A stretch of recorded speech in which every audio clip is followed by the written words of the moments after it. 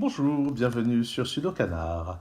Il me semble que ça fait longtemps que je n'ai pas proposé de Killer Sudoku sur la chaîne et je me suis dit que j'allais piocher chez Frédéric Salder parce que ça fait quelque temps que j'ai pas proposé de grille de lui non plus. Bon, pas si longtemps que ça puisque j'ai traité la totalité du Grand Prix qu'il avait composé en 2014. Mais voilà une grille donc issue de son blog. Il a publié un certain nombre de Killer Sudoku sur son blog, c'était il y a longtemps, hein. La grille que je vais vous proposer aujourd'hui date de 2011.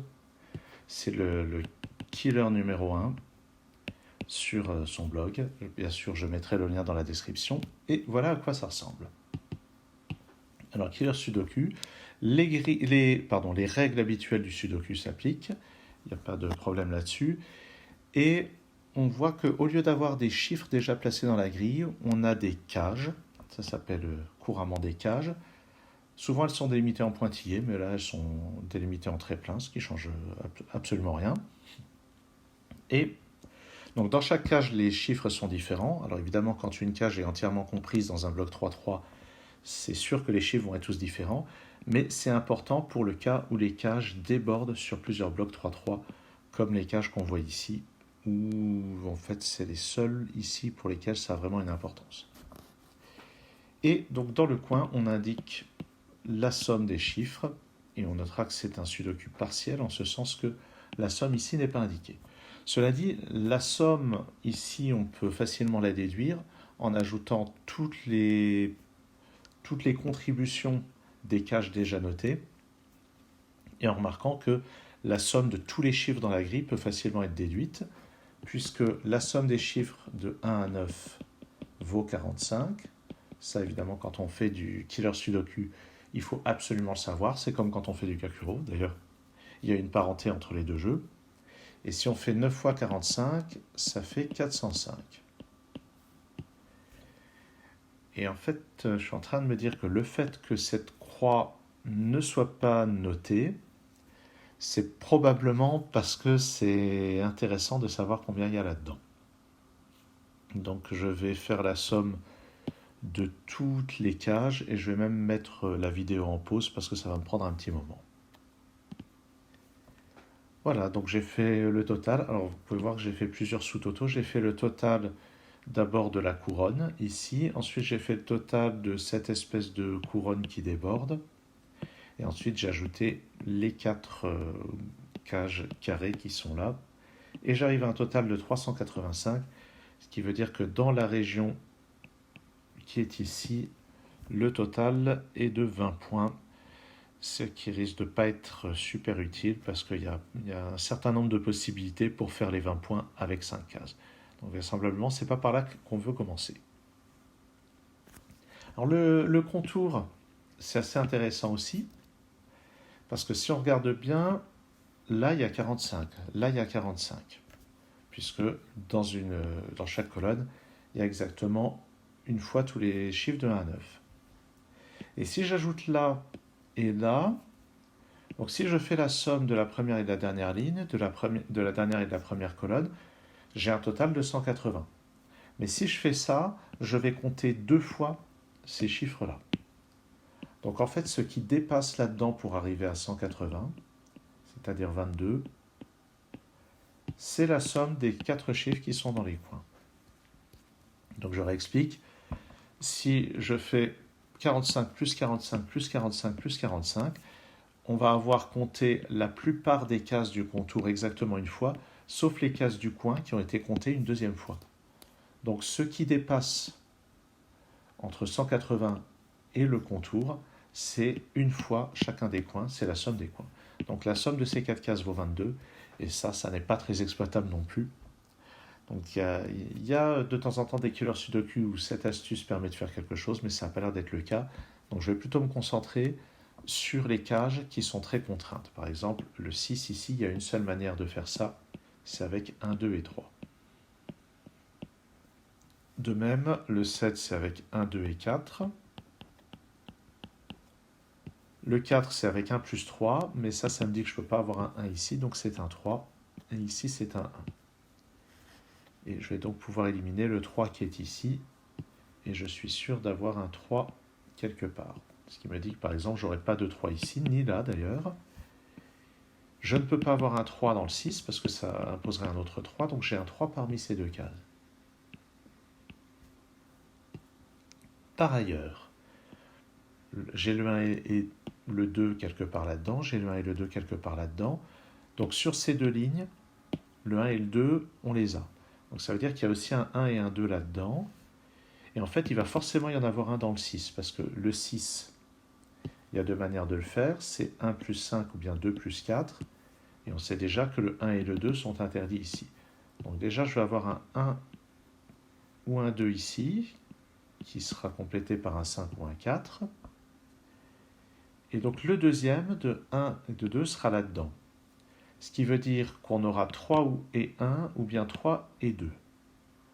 Et pour compléter, donc si là-dedans on met un 2, ça fait 7, il nous faudra un 5 pour compléter. Alors qu'est-ce que j'ai? Ah, et ça c'est intéressant. Parce qu'en fait, c'est si je fais l'hypothèse qu'il y a un 1 ici, pardon, ça fait, si je fais l'hypothèse qu'il y a un 1, ça fait 2 plus 3, non, pardon. J'ai dit n'importe quoi, ça fait 7 ici. J'ai cru que j'allais éliminer l'éventualité du 5, mais non. S'il y a un 2 ici, ça me met un 1 plus 3, donc ça, 1 plus 3, ça fait 4, donc ici il me faut un 8. Donc on peut voir qu'en fait 7 cases plus 7 cases, ça fait 12. Et puis en fait, donc là, on a 1, 2, 3 globalement sur les 3 cases. Et ça commence à être intéressant. Alors je vais signaler pourquoi après. D'abord, je vais parler du 30, parce que le 30, il y a une seule manière de le faire avec 4 chiffres. C'est 6, 7, 8 et 9. Ouais. Donc je vais juste écrire comme ceci, parce que je n'ai pas envie de noter toutes les éventualités. Ah, mais en fait, je vais m'intéresser d'abord à cette case. Il y a une raison à ça, c'est que dans le bloc 3-3, la somme vaut 45. Avec le 7, le 20 et le 3, on a déjà 30. Donc la somme de ces deux cases fait 15. Donc ici, c'est 8 ou 7. Ce 8 ou 7, c'est celui qui n'est pas dans cette case-là. Là, on a 6. Là, on a 25. Donc ça fait 31. Donc sur ces deux cases, on doit avoir 14. Donc on ne peut pas avoir le 7. Sinon, ça imposerait un autre 7 ici. Donc ça va être 6, 8 ou 9 qui sera jumelé avec 8, 6 ou 5. Et là-dedans, il y a à coup sûr un 4 et un 7. Là-dedans, 21 plus 6, 27. Donc la somme de ces trois chiffres doit faire 18. 18. Ce qui veut dire que, selon qu'on a 5 ou 4, la somme de ces deux chiffres va faire 13 ou 14. Ça veut dire encore des gros chiffres. Oui. Alors, 13 ou 14, ça pourrait être un 4 et un 9.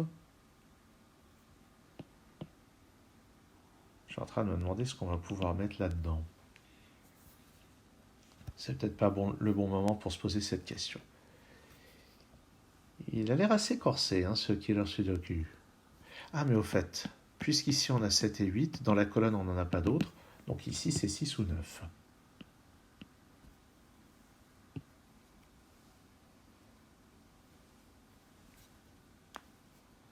Ah, je me rends compte de quelque chose. Non, pas vraiment. Ce qui est souvent intéressant dans le Killer Sudoku, c'est de regarder ce qui se passe quand on somme certaines parties. Ah, mais oui! Si je fais la somme de toute cette partie-là, je vais avoir 7 colonnes plus ces deux chiffres. Ça, c'est une chose que j'aurais pu remarquer plus tôt.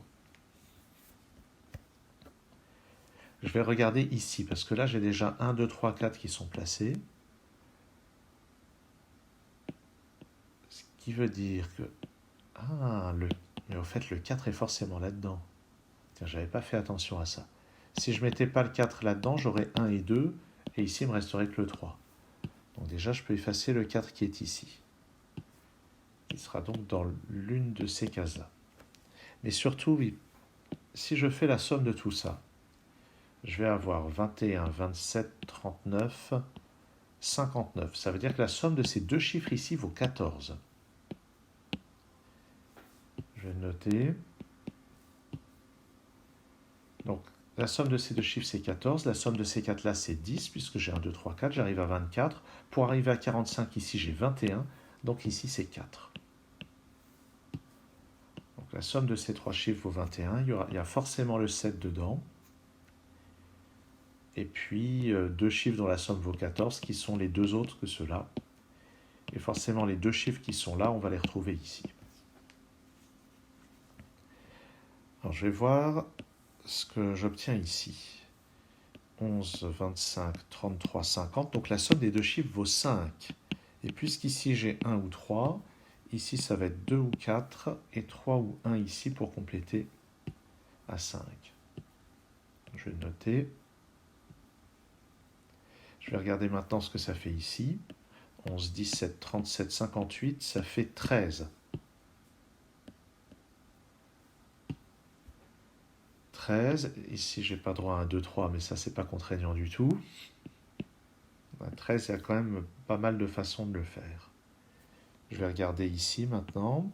24, 43, 60. Donc là j'ai 15. Et ce qui est intéressant, c'est que je n'ai pas droit au 7 et au 8 pour faire ce 15. Donc ça va forcément être 6 ou 9, et là l'autre.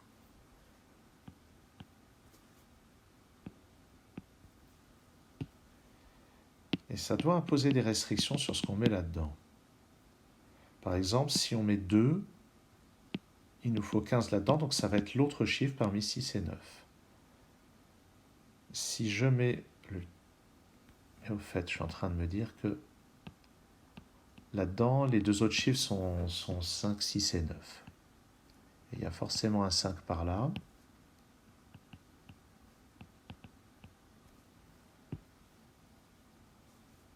Donc je disais, si ici c'est un 2, là il me faudra le 6 ou le 9 pour compléter, ce qui complétera bien ici. Là-dedans 4, 7 et 8, ouais, pas super intéressant. Si je mets le 4, le 9 est impossible parce qu'il faudrait un autre 4, et le 6 imposerait un 5 ici.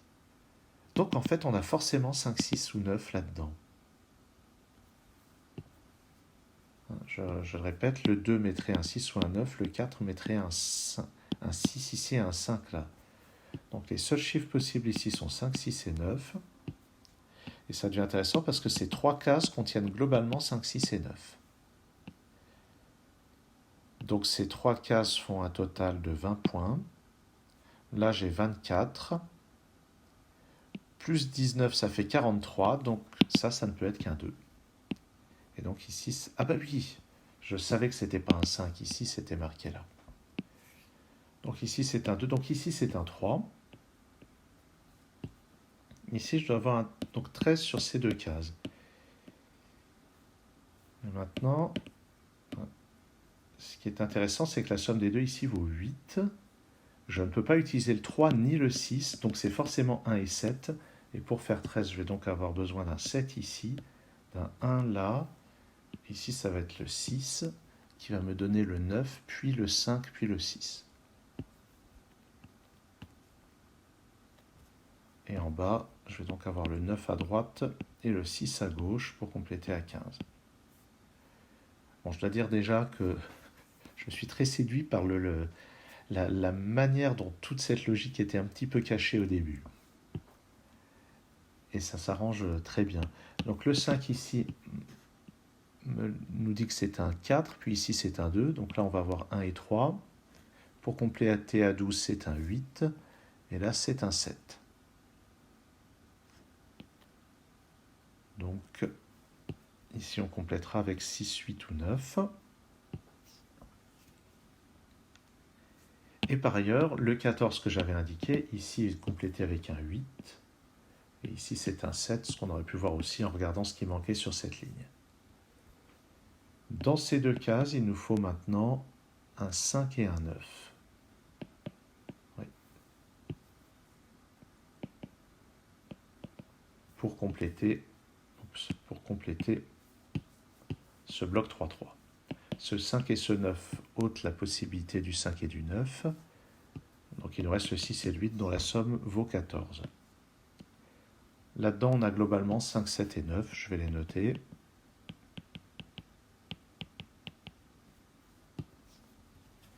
Et on a un peu avancé.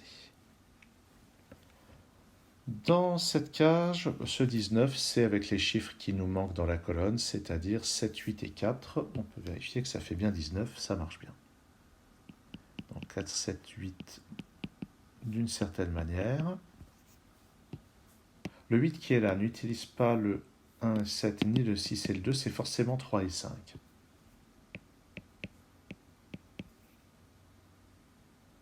Et puis, le 14 qui nous reste, les chiffres restants sont le 2, le 4 et le 8. Le 4 ici, ça nous place le 4 au milieu. Il nous reste 2 et 8 à répartir.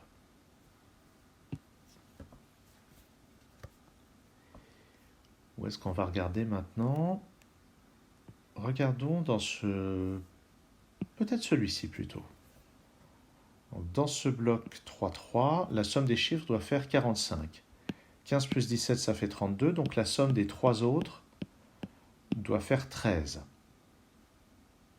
Alors, regardons. Si je mets un 8 ici, avec 5, ça fait déjà 13. Avec 3, il faudrait un 2, mais le 2 est déjà pris. Donc le 8 est exclu.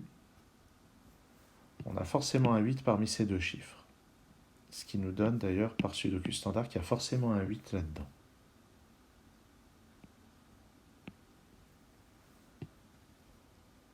Ensuite, 7 plus 3, on a dit 13. 7 plus 3, il faudrait un 3, c'est pas possible. 7 plus 5, il faudrait un 1, ça c'est envisageable. 4 plus 5, il nous faudrait un 4, c'est pas possible. 4 plus 3, il nous faut un 6, c'est envisageable. Non, c'est pas envisageable. Donc la seule possibilité, c'est 7, 5 et 1.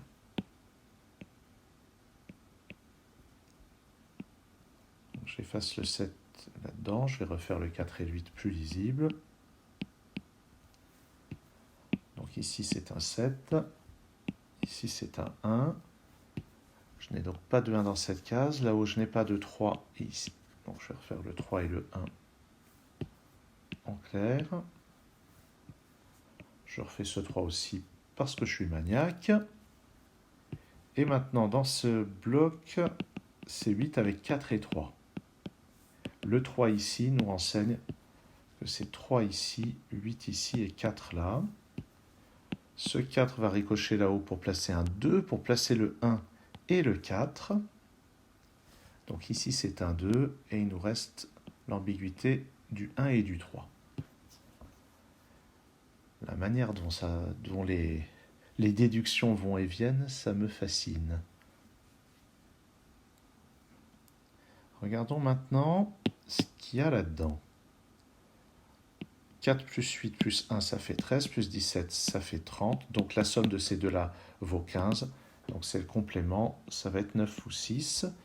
Et pour compléter la colonne, j'ai besoin d'un 3. Ce que j'aurais pu voir à l'aide de ce 3.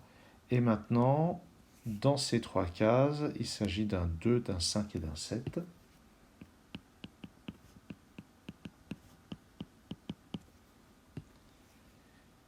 Et on va aller voir ailleurs maintenant. Où allons-nous voir ailleurs? Peut-être ici. 4 plus 3, 7, plus 19, 26. Donc la somme des trois chiffres ici vaut 19. Si je mets un 2, il me faudra 8 et 9 là-dedans.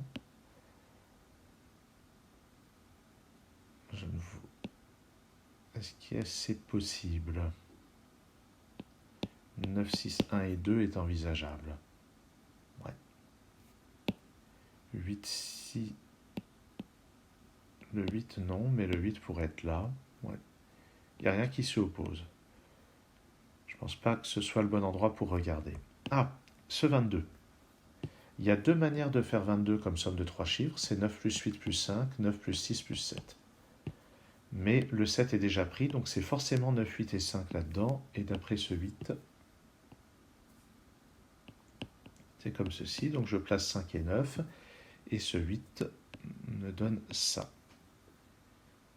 Je vais vérifier que j'ai pas oublié de nettoyer des choses quand même. Ça m'arrive assez souvent. 5 et 9 ici, ça c'est intéressant. Ouais, enfin c'est peut-être intéressant. Dans ces deux cases, il me faut un 4 et un 6. D'après ce 4, ça va être le 4 ici. Puis de toute façon, j'aurais pas pu le mettre le 6 dans une cage qui vaut 6. Ici, c'est un 6. Maintenant, 28, il y a deux manières de le faire avec quatre chiffres différents. Il y a 9, 8, 7, 4, 9, 8, 6, 5.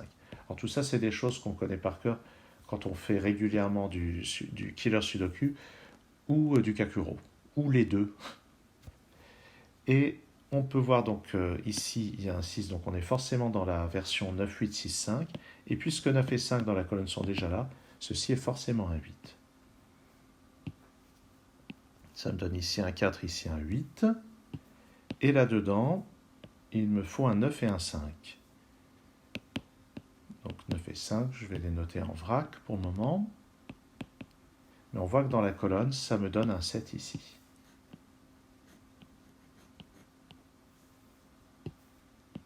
Comme ça. Maintenant, souvenons-nous, on avait dit que...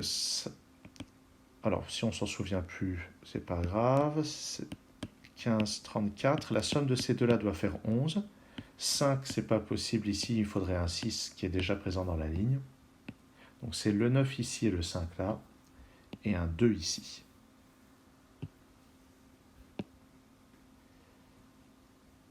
Pour compléter la ligne ici, c'est un 5 qui va me donner en haut un 9 et un 5. Je vais recentrer le 5. Dans ces trois cases, il me faut globalement un 1, un 3 et un 7. Non, pardon, c'est un 1, un 6 et un 7. Vous avez l'habitude de me voir faire ce genre d'erreur. Pas à chaque fois quand même. Je suis en train de me dire que ce sera peut-être plus intéressant d'aller voir là-dedans. Ce en quoi je pourrais avoir tort. Donc je disais 1, 6 et 7. Donc ici c'est 1 ou 6. Ici 1, 6 ou 7. Ici 6 ou 7. Ah là c'est intéressant. J'ai déjà 3, il me faut 15 là-dedans. Avec 9 ou 6, ça va être 6 ou 9. Et on voit que ces trois cases contiennent le 6, le 8 et le 9. Donc ici, c'est un 7. Et pour compléter la colonne, j'ai besoin d'un 4 à cet endroit. Au fait, là-dedans, j'ai 20 points. Donc, les 4 autres cases doivent faire une somme de 25. Le 5 est ici. Il y a forcément le 9 dans ces deux cases. La somme, donc la somme des deux autres doit faire 11. Alors, ça ne peut pas être un 6. Si j'ai 9 et 6 dans ces deux cases, ça fait 15, 20. Il me faudrait un autre 5 ici. Donc, j'ai forcément le 8. Qui me donne là-haut le 6. Ici le 8. Ici le 9. Ici le 6. Ici le 9. J'arrive à 22. Je complète avec un 3.